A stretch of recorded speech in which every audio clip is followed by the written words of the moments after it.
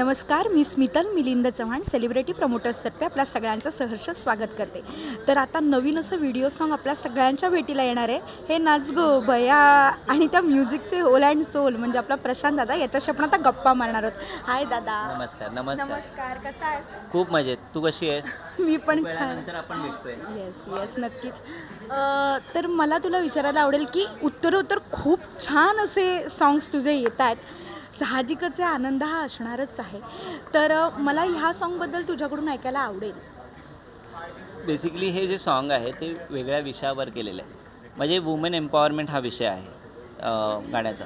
But त्याआधी women एम्पॉवरमेंटचे गाणे कसे थोडे इमोशनल किंवा तसे असायचे, पण आम्ही ह्याला पूर्ण डान्सिकल बनवलं आहे। मला माझी कॉन्सेप्ट पोचवायची होती डान्सिकल गाण्यातून, कारण एंटरटेनमेंट पण हवं आहे, त्याच्यात डान्स आहे, पूर्ण गाण्यामध्ये डान्स आहे आणि माझा विषय पण मला प्रेक्षकांकडे समोर पोचवायचा आहे। तर माझा तो थॉट होता की समाजातल्या प्रत्येक महिलेला स्वतःसाठी थोडा वेळ काढून एन्जॉय करण्याचा अधिकार आहे, तिला नाचण्याचा अधिकार आहे, स्वतःसाठी जगण्याचा अधिकार आहे।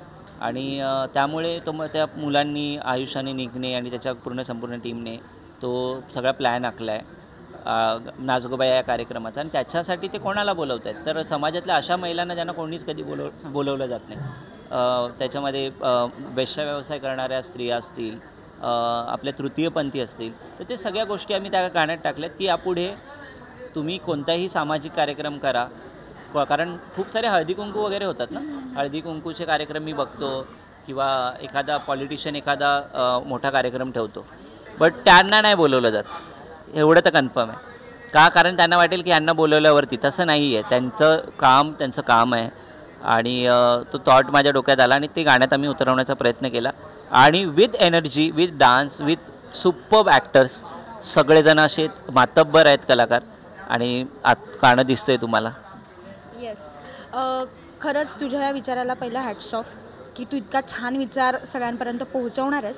आणि मला तुला एक विचारायला असं आवडेल की कसे एखादी प्रोसेस असते प्रत्येक गाण्याची वगैरे, तर ही कन्सेप्ट तू कसं काय विचार केलास किंवा कशी काय अचानक तुला सुचली, किंवा त्याच्यासाठी तुला कोणी हेल्प केले का? नाही, कॉन्सेप्ट तर माझं गाणं कंपोज करताना निघतात, कॉन्सेप्टमध्ये हेल्प नाही असं, पण हा येस स्क्रीन प्लेमध्ये काही गोष्टी असतात ज्या थोड्याफार चेंज करता येतात, बट कॉन्सेप्ट ही माझीच असते पूर्णपणे। मी ते कॉन्सेप्टवरच गाणं लिहितो, माझ्या डोक्यात आधी कॉन्सेप्ट येतं मग गाणं लिहितो। सो त्याला हेल्प तर कोणी नाही केली, बट डेफिनेटली गाणं कॉन्सेप्ट फक्त डोक्यात येणं मॅटर नाही करत, ते पिक्चराईज होणं, ते तेवढंच सुंदर म्युझिक होणं। सो ह्याच्यासाठी सगळ्या टीमची मेहनत आहे, ते मला फक्त तेवढं आहे की सगळ्यांचं क्रेडिट सगळ्यांचं आहे याच्यामध्ये। जर गाणं चांगलं होतं, याआधीसुद्धा काही गाणी चांगली झाली आहेत, तुमचं प्रेम मिळालं आहे, 100 मिलियन आमचं आताच आपली यारीसुद्धा गेलं परवा, मला माहिती पण नाही की 100 मिलियन झाले। आता तिसरं गाणं 100 मिलियन जाते, मी नातकुळा, आता नखरेवाली नंबर मिळेल, म्हणजे 4 100 मिलियन जाणारी गाणी आता या वर्षात असतील माझी। सो खूप आनंद आहे मराठी कलाकारांना, एक मराठी म्युझिशियनला, की अरे 100 मिलियनची 4 गाणी असतील याच्याकडे। सो आणि संजू आहे, संजूचे 2 झालेली आहेत, माझी 2 झालेली आहेत। सो फुली इंडिपेंडंट आर्टिस्टला एक पॉवर मिळते, आणि या सगळ्या कलाकारांमुळे, आमच्या तंत्रज्ञानमुळे, पूर्ण फ्रॉम दी DOP एडिटर आमचा सूरज असेल, संकेत माझा म्युझिक पार्टनर, हे सगळ्यांमुळे हे शक्य होतं आहे, एवढा सुंदर प्रोजेक्ट तुम्हाला बघायला मिळतो। मला अजून एक तुला विचारायला आवडेल की ह्याची जी कास्टिंग आहेत ना, त्या प्रत्येकाबद्दल तू थोडं काय सांगशील?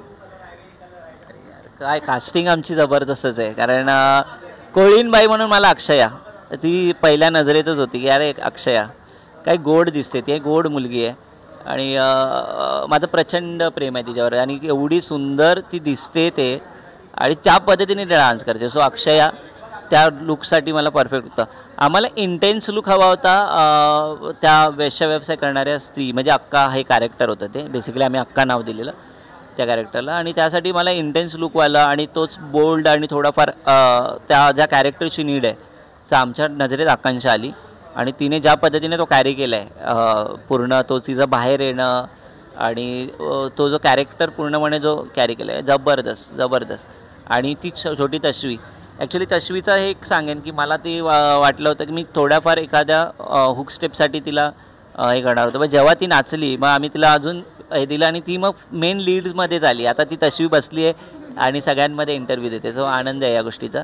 सो आणि माझी 2 हे रामलखन झालेत, म्हणजे निक तर माझा जवळचाच आहे, बट आयुष पण बोलला ना, हप्त्यातून 3 दिवस माझ्याकडेच असतो आणि आता पण माझ्याकडेच जाणार. आम्ही बाहेर फिरायला जातो, एन्जॉय करतो. आणि आता आमचा पावसाळा पूर्ण सोबतच जाणार आहे. आणि ह्यात अजून एक कास्टिंग आहे ती म्हणजे पूजा ताईची. ठीक आहे, तर त्याबद्दल काय वाटतंय तुला? पूजाबद्दल काय बोलू यार, she is very humble, down to earth आणि खूपच सुंदर कलाकार आहे. सुंदर इन द सेन्स ती दिसायला सुंदर आहेच, बट मनाने खूप सुंदर आहे.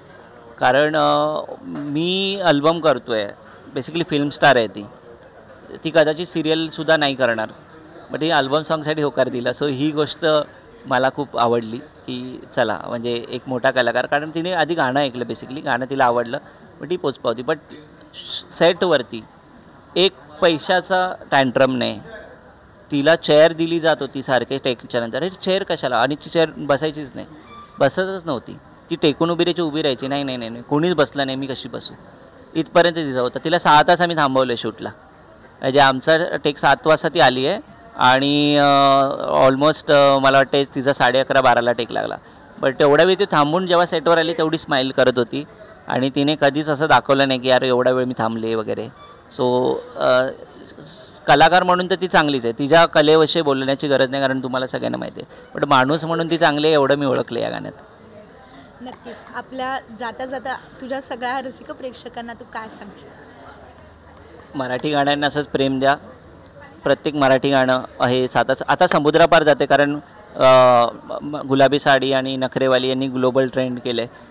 सो मला वाटतं की आता सगळ्या गाण्यांना आपण तेवढं मोठं करूया की आता बॉलिवूडमध्ये जसं पंजाबी, आता बॉलिवूडमध्ये हिंदी फिल्ममध्ये पंजाबी गाणी आपल्याला सर्रासपणे ऐकायला मिळतात, तसं आता मराठी गाणं पण त्यांनी केलं पाहिजे. इथपर्यंत ते घेऊन जाऊया आपण. सो हीच अपेक्षा आहे. आणि नाचगोबा या गाण्याला प्रेम द्या. खूप मनापासून बनवलेला, वेळ घेऊन बनवलेला प्रोजेक्ट आहे. आणि मी जसं म्हणालो की प्रत्येक महिलेसाठी हे डेडिकेटेड आहे, आपल्या घरच्या सगळ्या महिलांना ज्या आपल्यासाठी मरमर मरत आहेत, राबतायत. सो एवढंच सांगेन. ओके दादा, थँक्यू सो मच.